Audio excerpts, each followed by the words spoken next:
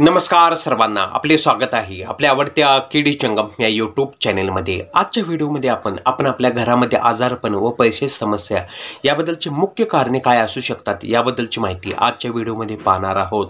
वास्तुशास्त्रानुसार आपल्या घरातील सर्वात शुभ किंवा पवित्र दिशा मानली गेली आहे ती म्हणजे ईशान्य दिशा। पूर्व उत्तर याचा कॉर्नर ईशान्य दिशा। जर आपल्या घरातील किंवा वास्तूतील ईशान्य दिशा बिघडली म्हणजे जर ईशान्य दिशेला संडासची टाकी, सेप्टिक टँक किंवा टॉयलेट किंवा शौचालय जर त्या दिशेला असेल तर आपल्या घरामध्ये नक्कीच आर्थिक समस्याचा प्रॉब्लेम हे उद्भवतात। त्यानंतर आपल्या घराचे मुख्य प्रवेशद्वाराच्या समोर जर सांडपाणी, नाली, गटार इत्यादी प्रकारच्या जर अशुभ गोष्टी जर मुख्य प्रवेशद्वाराच्या समोर असतील तर तरी सुद्धा आपल्या घरामध्ये आजारपण हे येते। व आपल्या घरातील जी नैऋत्य दिशा आहे, नैऋत्य दिशा म्हणजे आपल्या घरातील कर्त्या पुरुषाची दिशा आहे। नैऋत्य दिशा म्हणजे पश्चिम व दक्षिणेचा कॉर्नर नैऋत्य दिशा आहे।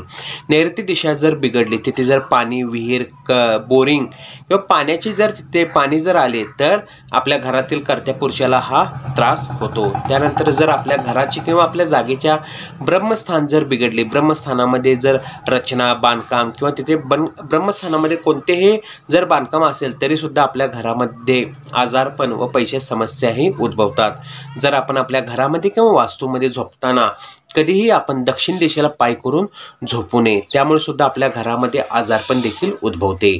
व्हिडिओ पाहिल्याबद्दल आभार।